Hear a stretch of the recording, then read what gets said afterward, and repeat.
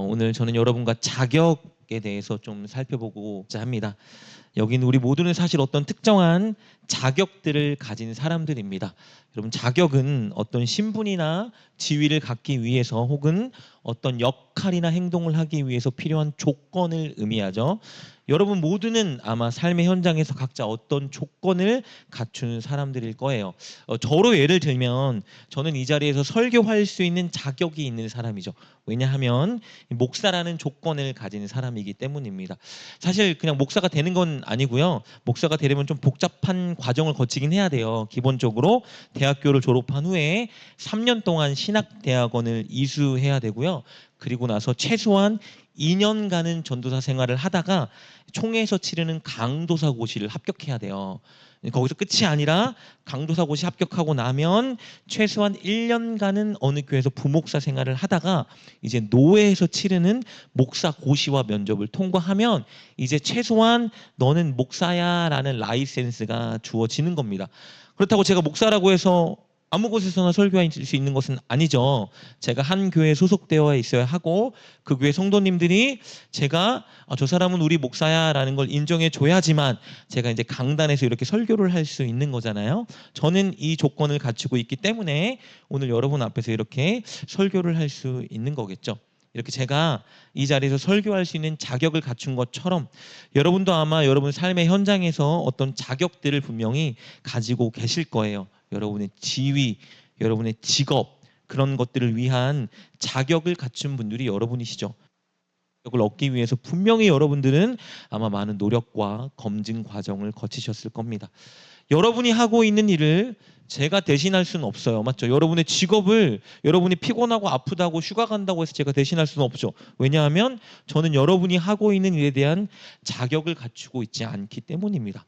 여러분이 하고 있는 일을 제가 대신하려면 저는 엄청난 노력과 시간을 투자해서 그 일을 하기 위한 자격 조건을 먼저 갖춰야 되겠죠. 여러분도 마찬가지예요. 제가 잠깐 휴가 가거나 몸이 안 좋다고 해서 여러분이 지금 제가 하는 설교를 이 자리에서 대신할 수는 없어요. 왜냐하면 저처럼 설교하길 원한다면 여러분도 많은 시간과 노력을 투자해서 목사가 되기 위한 자격 조건을 갖춰야 되기 때문이겠죠. 여러분, 이처럼 어떤 자격을 얻기 위해서는 사실 많은 시간과 노력이 기본적으로 필요합니다. 그렇다면 오늘 설교 제목이 우리에게 시사하는 바가 좀 큽니다. 오늘 설교 제목은 예배자의 자격이에요. 자격. 이 제목이 무엇을 시사하죠? 예배하는 사람에게도 자격이 필요하다라는 걸 시사합니다. 여러분, 예배하는 자에게 어떤 자격이 필요하죠? 이것을 알기 위해서 먼저는 우리가 예배라는 말이 가진 의미를 좀 먼저 살펴봐야 될 것 같아요. 창세기 22장 5절을 보면요. 아브라함이 하나님께 예배하러 가면서 종에게 이렇게 말을 합니다. 우리 창세기 22장 5절 말씀입니다. 이에 아브라함이 종들에게 이르되 너희는 나귀와 함께 여기서 기다리라. 내가 아이와 함께 저기 가서 예배하고 우리가 너희에게로 돌아오리라 하고, 아브라함이 하나님께 예배하고 돌아오겠다라고 말하는데 여기서 이 예배라는 단어를 원어로 살펴보면요, 샤하라는 말이거든요. 근데 이 샤하라는 말에 담긴 뜻이 뭐냐면요, 엎드리다, 고개를 숙이다라는 의미예요. 예배라는 말의 원래 뜻이 뭐냐면요, 엎드리다, 고개를 숙이다라는 의미라고요. 아브라함이 지금 종들에게 말하는 거예요. 내가 하나님께 가서 엎드리고 고개를 숙이고 오겠다라고 말하고 있는 거예요. 왜 엎드릴까요, 여러분? 엎드리는 행위는요, 신이나 왕이나 주인에게 제가 복종하고 순종합니다라는 것을 표현하기 위한 행위예요. 그러니까 하나님께 엎드린다, 하나님께 고개를 숙이겠다라는 말은 무슨 말이냐면요, 하나님, 당신이 나의 신이십니다. 당신이 나의 왕이시고 당신이 나의 주인이십니다. 그래서 제가 당신께 복종하고 순종하겠습니다. 이게 샤하예요. 이게 예배인 거예요, 여러분. 예배는 뭐죠, 그럼? 하나님께 복종과 순종을 드리는 행위가 예배인 거예요. 예배는 우리가 무언가 얻고 받는 것이 아닙니다. 예배는 우리가 하나님께 드리는 거예요. 그러나 우리가 예배의 주인공처럼 행동할 때가 사실 많이 있어요. 예배 시간에 우리가 좋아하고 즐겨하는 찬양들이 나와야 만족할 때가 있고, 설교가 나를 불편하게 만드는 것이 아니라 내 마음에 딱 합하고 내게 유익을 줄 만한 것이 있을 때 만족할 때가 있고, 교회에서 무엇이든 나를 불편하게 하지 않고 편하게 만들어줘야 좋은 예배, 좋은 교회라고 생각할 때가 있어요. 근데 여러분, 예배는 우리를 향한 게 아니에요. 우리를 만족시키고 우리를 편하게 만드는 게 예배나 교회의 역할이 절대 아닙니다. 예배는 하나님을 향한 것입니다. 우리가 하나님, 내가 하나님께 복종하겠습니다, 하나님께 순종하겠습니다 결단하고 그것을 실천하는 것이 바로 예배예요. 그럼 예배자의 자격은 무엇일까? 예배자의 자격은요, 하나님을 나의 먼저 왕이요 주인으로 인정하고, 하나님, 내가 하나님께 순종하겠습니다 결단하고 그렇게 삶으로 살아가는 것, 이것이 예배자의 자격인 것입니다. 여러분, 하나님이 받으시는 예배는 사실 아무나 드릴 수 있지 않아요. 이 자리에 함께 모였다고 해서 우리가 다 하나님이 받는 예배를 드릴 수 있는 것은 아닙니다. 눈물 흘리며 찬양했다고 해서 하나님이 받는 예배를 드린 게 아니에요. 우리는 때론 우리 감정이 막 일어나고 눈물 나면 뭔가 하나님 받으시는 예배를 드렸다고 생각하는데 아닙니다. 내가 받은 거지 하나님께 드린 건 아니에요. 여러분, 이 자리에서 말씀 잘 듣고 여러분 기도했다고 해서 온전한 예배를 드린 건 아니에요. 온전한 예배는 무엇입니까? 여러분이 오늘 이 시간, 하나님, 정말 하나님이 나의 왕이고 주인이시니 제가 오늘 하나님 말씀에 순종하겠습니다 결단을 드리고 여러분이 그렇게 살아가는 것, 그게 하나님께 온전한 예배를 드리는 겁니다. 예배는 오늘 이 자리에서만 드리는 게 아니에요. 예배는 다 연결되어 있는 것입니다. 일주일 전체가 연결되어 있는 것이 그래서 예배인 거예요. 여러분, 창세기 4장을 보면요, 두 예배자가 하나님께 예배를 드렸습니다. 우리가 잘 아는 아벨과 가인. 그런데 여러분 잘 아시는 것처럼 하나님이 아벨의 예배는 받으시지만 가인의 예배를 받지 않으세요. 우리 창세기 4장 3절부터 5절까지 말씀 한번 보면요, 이렇게 기록되어 있어요. 세월이 지난 후에 가인은 땅의 소산으로 제물을 삼아 여호와께 드렸고 아벨은 자기도 양의 첫 새끼와 그 기름으로 드렸더니 여호와께서 아벨과 그의 제물은 받으셨으나 가인과 그의 제물은 받지 아니하신지라. 여러분, 인상적인 구절이 있어요. 하나님께서 뭐를 받지 않았다고요? 가인도 받지 않으셨다라는 거예요. 아벨의 예배는 왜 받으신 거예요? 아벨을 받으신 거예요. 예배자가 중요한 겁니다. 형식이 중요한 게 아니고요, 내가 중요한 거예요. 하나님이 아벨의 예배를 받으신 이유는 그가 예배자의 자격을 가지고 있었기 때문이에요. 가인의 예배는 왜 받지 않으셨을까요? 그가 예배자의 자격을 갖추고 있지 않았기 때문입니다. 가인은 하나님께 복종과 순종하기를 거부합니다. 이것을 통해서 우리는 예배자에게도 자격이 있다는 진리를 발견할 수 있어요. 오늘 우리가 살펴볼 시편 15편 말씀은 제의시라고 알려진 시예요. 여러분, 제의시라는 건 무슨 말이냐면 하나님께 제사를 드릴 때 부르던 시라는 의미입니다. 다윗 시대의 사람들은요, 하나님께 제사를 드릴 때 우리가 오늘 읽은 시편 15편 말씀을 함께 낭독했어요. 그리고 시간이 조금 지나면서 이제는 순례자들이 절기를 지키기 위해서 예루살렘 성문 앞에 딱 도착했을 때 성문 앞에서 입장송으로 이 노래, 이 시편을 불렀습니다. 오늘날로 쉽게 표현해 볼게요.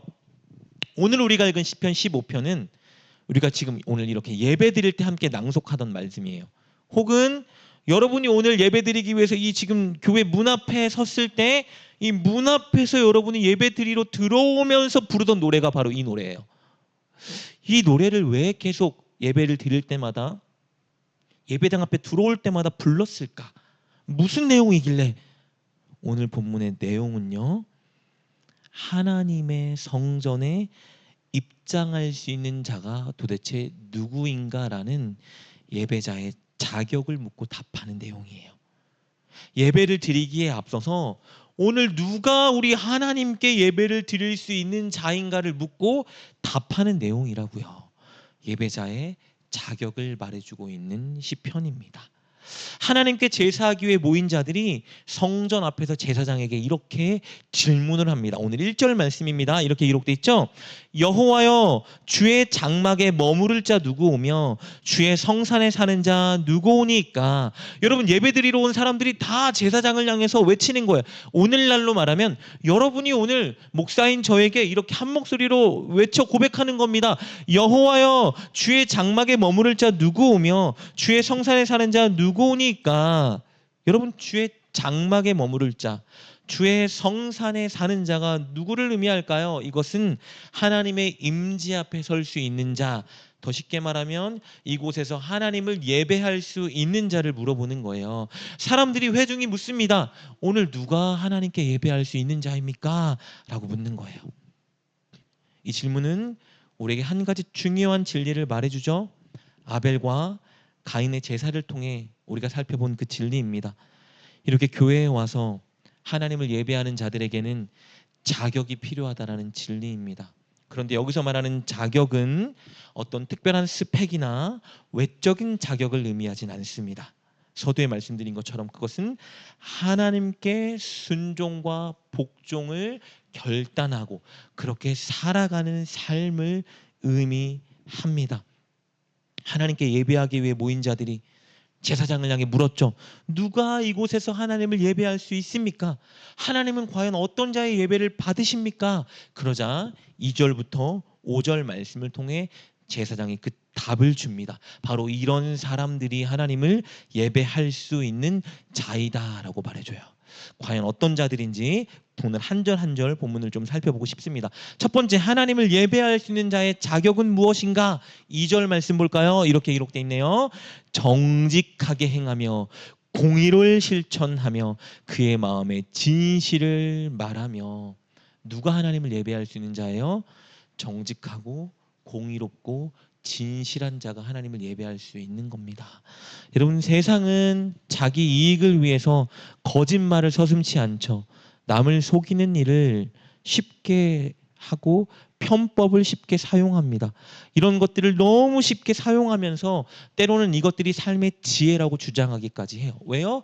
편법을 사용하고 남을 좀 속이고 적당히 거짓말해야 빠른 승진, 성공도 얻고 돈도 좀 취할 수 있으니까요. 그런데 하나님께 예배하는 자들은 어떤 자여야 돼요? 정직하고 진실하게 말하며 늘 공의를 실천하는 자여야 합니다. 왜 그런지 아세요, 여러분? 하나님은요, 예배를 받는 하나님은요, 정직하고 공의롭고 진실한 분이기 때문입니다. 우리가 예배하는 그 하나님은요, 정직하고 공의롭고 진실하신 분이세요. 그래서 하나님은 어떤 자들의 예배를 받냐 하면요, 정직하고 공의롭고 진실한 자들의 예배를 받으시는 겁니다. 예배당에 올 때마다 여러분들 결단하셔야 돼요. 정말 내가 편법 쓰지 않고 남을 속이지 않고 빠른 성공이 보장된다 하여도 거짓말하지 않고 나는 늘 정직하고 공의롭고 진실하겠습니다. 그리고 여러분이 일주일간 삶의 현장에서 이렇게 사셔야 돼요. 이걸 뭐로 갖고 와야 돼요? 하나님께 드릴 제물로 오늘 갖고 와야 되는 겁니다. 이것이 바로 예배자의 자격이기 때문입니다. 여러분, 늘 정직하고 공의롭고 진실한 저와 여러분 될 수 있기를 주님의 이름으로 축복합니다. 하나님을 예배하는 자가 갖춰야 될 두 번째 그럼 자격 조건은 무엇이냐? 우리 3절이 말해주고 있는데요. 3절 볼까요? 이렇게 기록되어 있습니다. 그의 혀로 남을 허물하지 아니하고 그의 이웃에게 악을 행하지 아니하며 그의 이웃을 비방하지 아니하며. 예배자의 두 번째 자격은 뭐예요? 이웃을 해하지 않는 자입니다. 이웃을 선대하는 자겠죠. 하나님을 예배하는 자들은요, 절대 입으로 남의 잘못을 정죄하거나 남을 비방하지 말아야 합니다. 그리고 손과 발로 이웃에게 악을 행하면 안 돼요. 왜냐하면 예배를 받으시는 하나님은 이웃을 비방하고 학대하는 자들을 심판하는 분이시기 때문입니다. 반대로 하나님은 이웃을 선대하는 자들을 사랑하고 귀히 여기시는 자입니다. 그렇기 때문에 우리는 우리의 입술로 남을 비방하거나 남을 정죄하지 말아야 합니다. 가정에서, 직장에서, 삶의 모든 현장에서 우리는 우리의 혀로 결코 남을 비방하거나 남의 잘못을 정죄하는 일을 멈춰야 합니다.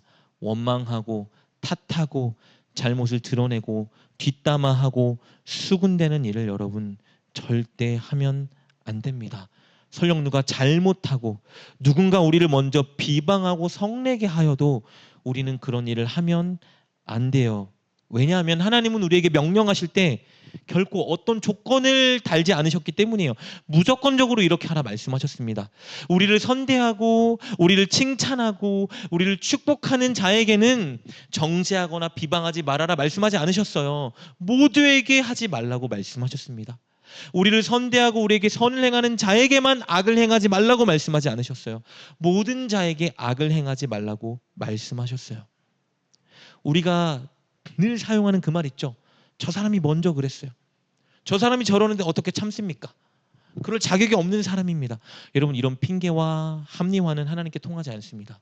하나님은 그냥 하지 말라고 하셨어요. 예배자라면 하지 말라고 말씀하셨습니다. 물론 어려운 일인 거 저도 잘 알죠. 억울하죠. 분할 수 있어요. 그런데 여러분, 보복은 우리가 하는 게 아니에요. 보복은 하나님께 맡기는 겁니다. 여러분, 억울하고 분하시면 하나님께 털어놓으세요. 하나님 억울하고 분합니다. 저 사람 때문에 속상합니다. 하나님이 저 사람 다뤄주세요. 하나님께 맡기세요. 하나님이 하십니다. 우리가 해야 되는 일은 우리는 하나님을 예배하는 예배자이기 때문에 우리의 입을 다무는 거예요. 누군가 사람들을 수군대고 정죄하고 비방할 때 여러분 동조하면 안 됩니다. 혹은 그런 일에 앞장서면 안 돼요. 우리는 우리의 혀와 입술을 잘 다스려야 합니다. 왜요? 그것이 예배자의 자격이기 때문이에요. 억울하고 분하겠지만 똑같이 하지 마시고 참으세요. 뭘 보고 참아요? 오늘 예배를 기억하고 참으세요. 그리고 참은 그 모습을 예배로 갖고 오세요. 하나님께 오세요. 그걸 하나님께 말씀하세요. 하나님, 제가 너무 분하고 억울했지만 하나님께 예배하기 위해서 제가 참았습니다. 하나님 보고 제가 비방하지 않았습니다. 하나님께 털어놓으시면 하나님 기뻐하십니다. 하나님 여러분의 예배를 받으세요. 여러분이 억울하고 분한 것 이상의 은혜를 여러분에게 분명히 주실 것입니다. 사랑하는 여러분, 입으로 이웃에게 악을 말하는 것을 이제 멈추시고 손과 발로 똑같이 대항하는 그 일을 멈추시는 저와 여러분 되었으면 좋겠습니다. 그것이 하나님을 예배하는 자가 갖춰야 될 조건이기 때문입니다.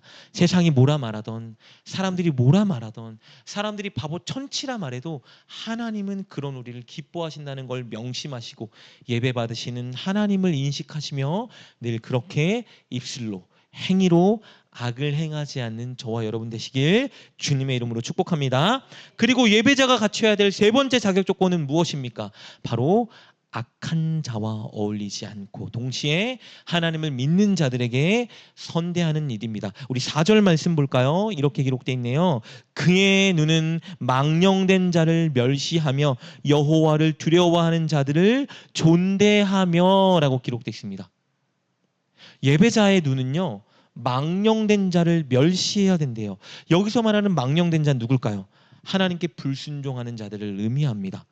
하나님을 믿지 않으면서 하나님께 불순종하고 악을 행하는 자들을 우리는 어떤 눈으로 봐야 돼요? 멸시하는 눈으로 봐야 된다라는 거예요. 그런데 여기서 오해하면 안 돼요, 여러분. 여기서 멸시한다는 말이요, 그들을 막 정죄하고 비방하고 미워한다라는 의미는 아닙니다.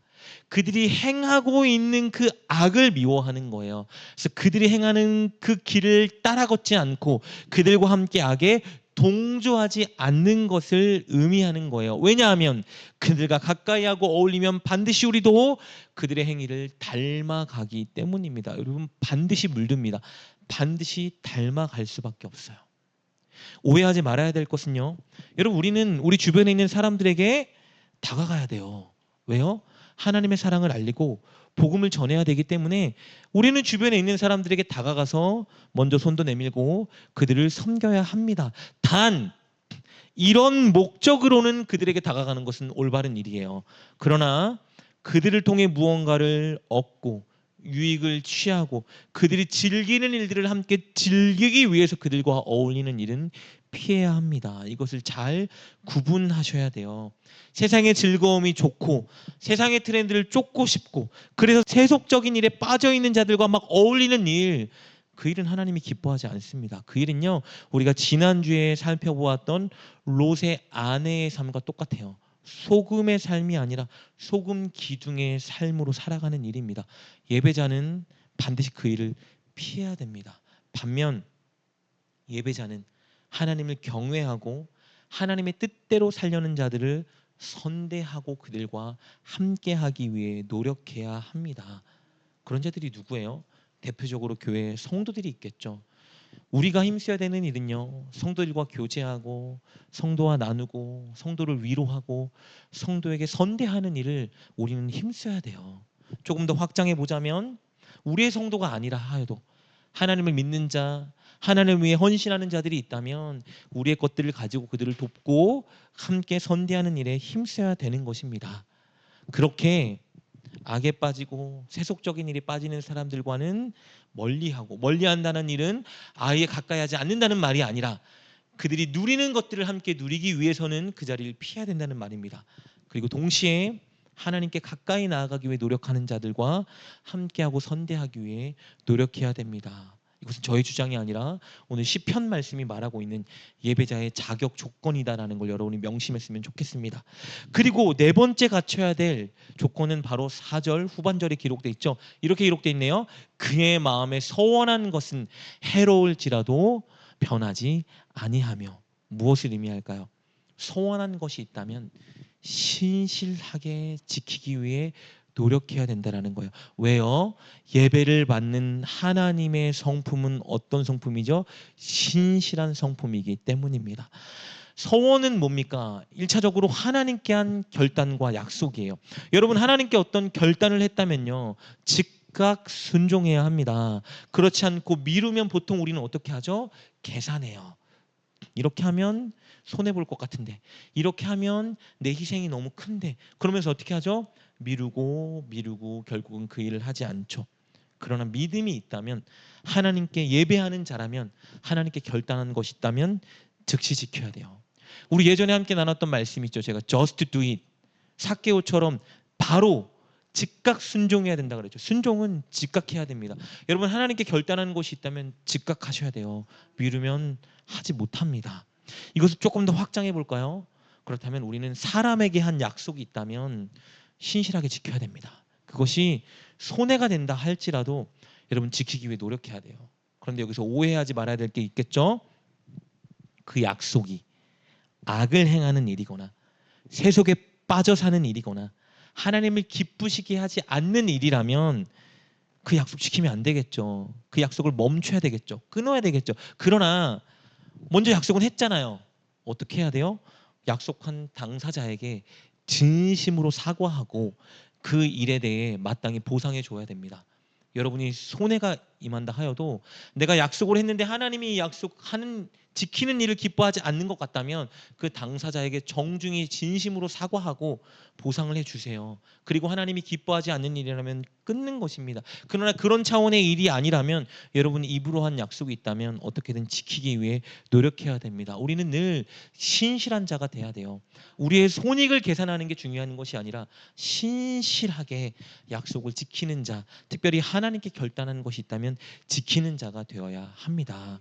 여러분, 우리 얼마나 예배 시간마다 하나님께 결단합니까? 하나님께 약속하잖아요. 그것이 있다면 여러분께 손해가 된다 하여도 여러분 신실하게 지키십시오.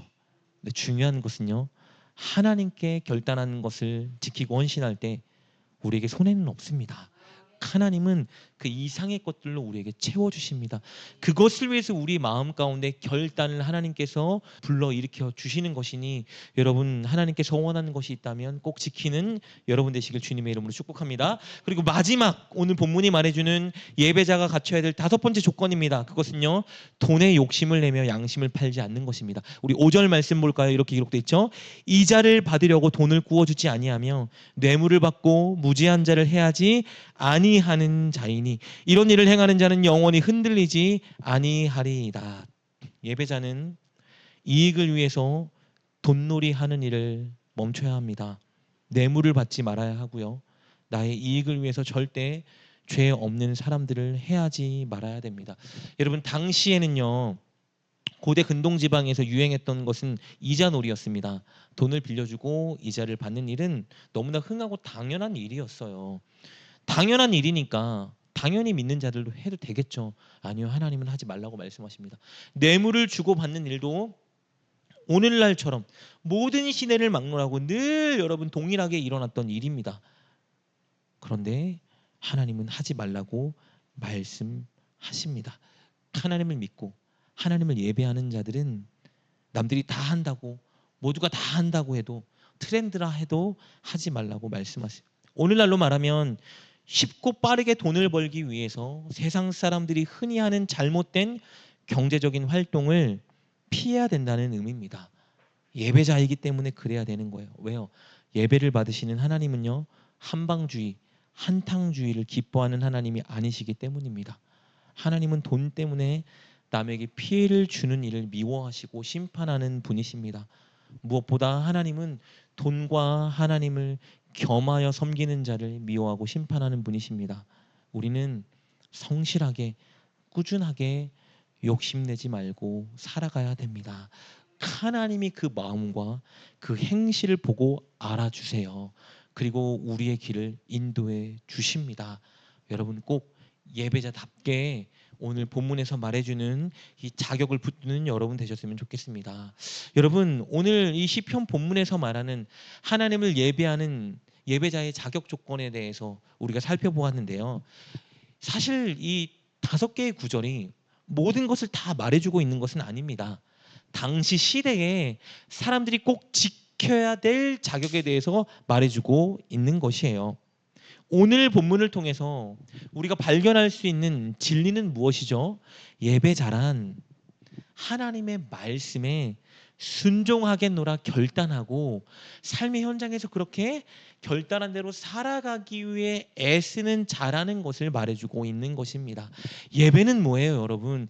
예배는 하나님께 드리는 겁니다. 여러분, 뭘 드려야 되죠? 여러분, 뭘 준비하셨습니까? 일주일 동안 하나님 말씀대로 살기 위해 노력한 내 삶을 가지고 와서 하나님께 드리는 것이 바로 예배입니다, 여러분.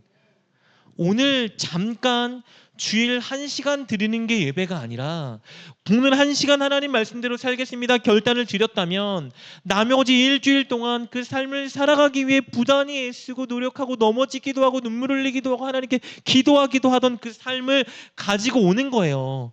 그렇게 하나님께 드릴 때 하나님은 우리가 받는 이 예배를 너무 기뻐 받으신다는 것을 여러분 우리가 명심해야 됩니다. 인상적인 것은요, 오늘 시편이 본문 15편이요. 당시 사람들은 예배를 드리는 도중에 낭송하고 불렀다는 것이죠. 예배 출입하기 전에 입구에서 이것을 낭송하고 불렀다는 것을 의미하는 거예요. 오늘날로 표현하자면 여러분 이런 것 아닐까요? 예배자의 자격 이런 큰 편말을 딱 쓰는 거예요. 그리고 이렇게 첫째, 한 주 동안 거짓말하거나 편법하거나 남을 속이지 않은 자. 둘째, 한 주 동안 남의 실수를 비방하거나 남에 대해 험담하거나 뒷담화하지 않은 자. 셋째, 세속적인 일하는 사람들과 어울리지 않고 하나님 섬기는 자들을 선대한 자. 넷째, 예배 때 결단한 것, 하나님께 결단했던 모든 것을 지키기 위해 노력했던 자. 다섯째, 빠르게 큰 돈을 벌기 위해 이상한 경제활동에 기울이지 않은 자. 여러분 이 팻말을 여기다 딱 써놨다고 생각해 보세요. 써놓은 거예요. 예배자의 자격, 이런 사람만 예배를 드리십시오. 이걸 보고 들어오는 거예요. 여러분 생각해 보세요. 우리 교회에 붙여놓는다면 더 이상 안 오겠죠, 사람이. 예배를 드리러 딱 들어왔는데 예배 이런 분만 예배 드리러 오십시오. 첫째, 한 주 동안 거짓말, 편법, 남을 속이지 않은 사람. 둘째, 남을 뒷담화하거나 남을 비방한 자 절대 들어오지 마십시오. 다 돌아가겠죠. 무슨 이런 이상한 교회가 있어. 이런 안 드린다. 뭐 더럽고 치사하다. 그런데 여러분 이게 바로 예배자의 모습이어야 해요. 제가 팻말을 붙여놓진 않겠죠. 큰일 나겠죠. 그러나 저와 여러분 마음속에는 오늘 이 본문을 깊이 새겨야 됩니다. 예배는 이렇게 드리는 거구나. 삶으로 하나님께 순종을 결의하고 살아가는 것을 하나님께 드리는 것이 예배이구나. 이것을 명심하시고 여러분이 제가 정말 하나님이 기뻐 받으시는 예배를 드리기 위해 애쓰는 노력이 오늘부터 회복되었으면 좋겠습니다. 마지막으로 한 가지 여러분과 나누고 싶은 게 있어요. 만약에 우리가 이런 삶을 살지 못했다면, 못했잖아요 사실 여러분. 저도 여러분도 못했잖아요. 온전하게 지금 하나님께 순종하지 못하고 이 자리에 나왔잖아요. 그 우리 예배 드릴 수 없을까요? 그렇잖아요. 오늘 말씀 보면 예배자의 자격은 이런 것인데, 오늘 우리 이렇게 못 살았잖아요. 우리 하나님께 와서 예배한다고 하나님이 우리 예배를 받으시겠습니까? 이런 의문이 들 수 있거든요. 그래서 우리가 의지해야 할 한 가지가 있는 거예요. 그것은 하나님의 긍휼과 사랑입니다. 하나님은 우리에게 순종의 고백과 삶을 가지고 온 예배를 진짜 원하세요. 그걸 너무 기뻐하세요. 그런데 우리가 그렇게 살지 못했다고 하여서 하나님은 우리를 내치지 않으세요.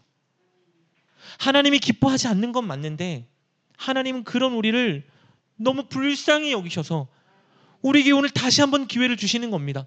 너가 그렇게 못 살았지만, 내가 기뻐하는 삶의 예배를 가지고 오진 못했지만 내가 너를 사랑하기 때문에 너에게 오늘 다시 한번 기회를 주니 오늘 다시 회복하고 너가 다시 그렇게 살겠노라 결단했으면 좋겠다. 하나님은 그 마음으로 늘 우리를 바라봐 주시는 겁니다. 그래서 사실 우리는 하나님께 예배할 때 순종의 삶을 이 자리로 가져와야 하지만, 그 무엇보다 먼저 우리가 바라봐야 될 것은 우리를 향한 하나님의 사랑과 긍휼과 자비의 마음인 것입니다. 완벽하게 살려고 해도 살지 못하는 우리, 온전하게 살아보고 싶지만 또 실패한 우리를 내치지 않으시고 그런 우리를 보고 불쌍히 여기시면서 괜찮다, 그래도 다시 한번 살아보자 하시는 그 하나님의 자비와 긍휼을 바라보고 이 자리에 서야 하는 것입니다. 그리고 그 자비와 긍휼을 여러분이 바라본다면 우리는 다시 하나님께 순종을 결단하고 살아가기 위해 노력할 수 있는 것이에요. 그렇다면 결론적으로 말씀을 마칩니다. 예배자의 자격은 무엇일까요? 예배자의 진짜 자격은 나를 사랑하고 불쌍히 여기시는 하나님의 긍휼과 자비와 사랑을 의지하는 것, 이것이 사실은 진정 예배자의 자격입니다. 그리고 그 긍휼과 사랑을 안다면 그 긍휼과 사랑을 아는 만큼 하나님 말씀에 순종하기 위해 노력하는 저와 여러분 되어야 할 것입니다. 여러분, 우리 주일마다 예배 드리잖아요. 얼마나 숱한 시간, 수많은 예배를 드렸습니까? 그런데 우리가 진짜 하나님이 기뻐하는 예배를 몇 번이나 드리고 살았을까요? 오늘 그것을 좀 점검하고 돌아보는 시간 되었으면 좋겠습니다. 우리가 만족하는 예배는 있었겠지만, 왜요? 내가 기도하다 눈물 흘리고 내가 찬양 속에 막 감정이 북돋쳐 올라와서 오늘 예배는 은혜로웠어 라고 말한 적은 많았지만, 진짜 하나님이 기뻐하는 온전한 예배를 우리가 몇 번이나 드려봤을까요? 오늘 여러분 우리 함께 좀 결단했으면 좋겠습니다. 하나님, 앞으로 하나님 진짜 기뻐하는 예배를 드리기 위해 노력하는 우리가 되고 싶습니다. 하나님의 자비, 긍휼, 내가 어떤 죄를 짓고 하나님 말씀대로 살지 못한다 하여도 나를 내치지 않고 늘 이 자리로 인도해서 다시 하자는 그 하나님의 사랑을 바라보고 내가 다시 한번 하나님 말씀대로 순종하는 삶의 예배를 가지고 오겠습니다. 하나님, 다음 주에 예배를 드릴 때, 이 자리에서 예배 드릴 때에는 오늘보다는 조금 더 하나님이 기뻐하는 예배를 드리기 위해서 한 주간 노력해 보겠습니다.